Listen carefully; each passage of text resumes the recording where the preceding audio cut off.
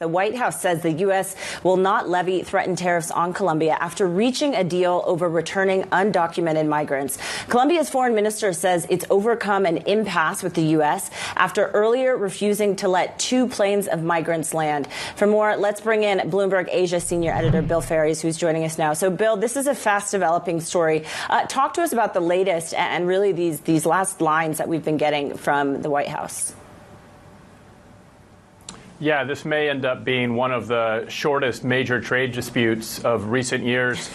Within about a 24-hour period, we've gone from President Trump threatening an initial 25% tariff on Colombian imports that he said would rise to 50% within a week, to the whole thing being resolved after Colombia agreed to apparently all of the U.S. terms, which were really focused around accepting some of these undocumented migrants who had been picked up in the U.S. and were being sent back. It seems like Colombia's biggest issue with this was that they were being sent back on a military plane with shackles. It's not clear, at least it seems like that Colombia has probably capitulated even on the military plane aspect. There was always a lot more at risk here, at stake here for Colombia. As you mentioned, its top exports, its top trading partner is the United States over China, which is unusual for Latin America. The U.S., of course, it was only a minor player in terms of total imports, but a big dispute. I think it really shows the lengths to which President Trump is willing to go, even against a country that's historically been an American ally, if they disagree with his policies on immigration or other issues. Bill, how much are we seeing the markets reacting to this?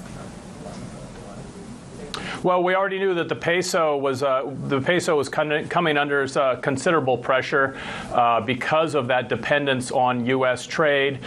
You've seen markets last week had been kind of expecting a big wall of tariffs that never came into place, and maybe we're breathing too easy a sigh of relief after President Trump's first few days. I think what he's made clear here is that this is a weapon he will use. In this case, it was against a relatively minor trading partner, but the bigger risk out there is that he decides to move forward with tariffs on China and even some European countries if they don't go along with his priority policies.